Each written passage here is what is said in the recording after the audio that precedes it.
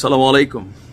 Breaking news. মাত্র কিছুক্ষণ আগে আমি যখন নিউজটি করছি, সম্ভবত আধা ঘন্টা আগে গাজীপুরে ঘটে গেছে আরেক নির্মম ঘটনা। ঘটনার প্রেক্ষাপট হচ্ছে গাজীপুর জেলা প্রশাসক কার্যালয়ের সামনেই বৈষম্য বিরোধী ছাত্র আন্দোলনের একজন অন্যতম সমন্বয়ক প্লাস কর্মী মোবাশ্বির হুসাইন, তিনি গেল কিছুক্ষণ আগে গুলিবিদ্ধ হয়েছেন। এখন কিভাবে গুলি করলো, কারা গুলি করলো, ধারণা করা হচ্ছে আওয়ামী লীগ, যুবলীগ অথবা ছাত্রলীগের কোনো অনুসারীরা এই গুলির কাণ্ড চালিয়েছেন। আর তিনি গাজীপুর জেলা বৈষম্য বিরোধী ছাত্র আন্দোলনের একদম প্রথম সারির একজন পরিচিত কর্মী। আর সন্ধ্যায় মানে কিছুক্ষণ আগে আপনার এই ঘটনা ঘটেছে। মোটরসাইকেলে করে আচমকা 2 থেকে 3 জন মানুষ এখানে দাঁড়ায়, তারপর সরাসরি গুলি ছোড়ে। আর এই গুলিটা মোবাশ্বির হোসেনের ঠিক হাতের এখানে আপনার লেগে বের হয়ে গেছে। ঘটনার পরপরই আপনার স্বাভাবিকভাবে ওই এলাকায় এই মুহূর্তে চাঞ্চল্যকর একটা অবস্থান তৈরি হয়েছে।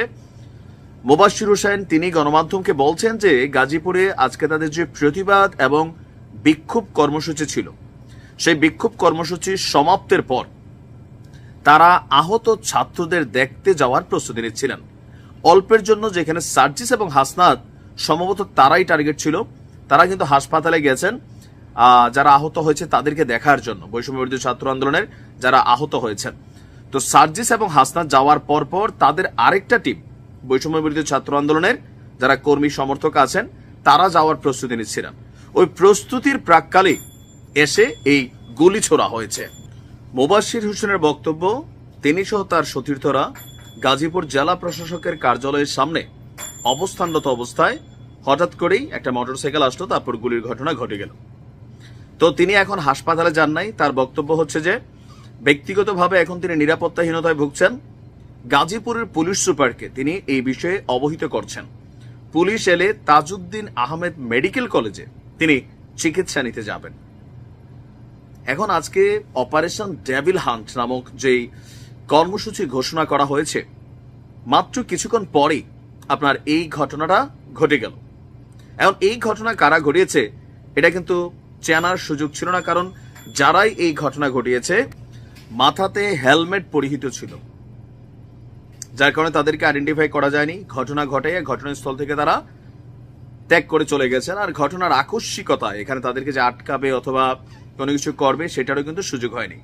আর সার্জিস এবং হাসনাত সম্ভবত টার্গেট ছিল। এখানে অনেকে বলাবলি করছেন যে সার্জিস এবং হাসনাত এই আন্দোলনে এসে এই আন্দোলনকে সমর্থন জানিয়েছেন এবং কি সরকারের উপর একটা প্রেশার ক্রিয়েট করেছেন। ইভেন এই যে অপারেশন ডেভিল হান্ট, এটার পেছনেও তারা বড় ভূমিকা রেখেছেন। তাছাড়া সার্জিসের ঘোষণা ছিল যে গাজীপুরে আওয়ামী লীগের সন্ত্রাসীদের আজকে শেষ দিন। ভাগ্য ভালো তাদের টিমটা আগে হাসপাতালে চলে গেছে, যদি থাকতো সম্ভবত এখানে টার্গেটটা সার্জিস এবং হাসনাত ছিল। আসলে কি ঘটতে যাচ্ছে গাজীপুরে? ফেসবুকে দুইটা পক্ষ ভাগাভাগি হয়ে গেছে। যারা আওয়ামী লীগের নেতাকর্মী আছেন সবাই গাজীপুরের আওয়ামী লীগের পক্ষে অবস্থান নিয়েছেন। ইভেন এখানে বৈষম্য বিরোধীদের বিপক্ষে তারা মানে ফেসবুকে শক্ত অবস্থান প্রকাশ করছে। অপরদিকে যারা ছাত্র জনতা আছেন বা অন্যান্য পলিটিক্যাল দলগুলো আছেন, অন্যান্য দিকে তাদের মধ্যে যতই বিভাজন থাকুক, বাট যেখানে আওয়ামী লীগের ইস্যু সেখানে কিন্তু তারা সবাই একত্রিত। দেখা যাক রাতভর কি ঘটে। অলরেডি যৌথ বাহিনী বের হয়ে গেছে, আমরা আপডেট দিতে থাকবো। ভালো থাকুন। আসসালামু আলাইকুম।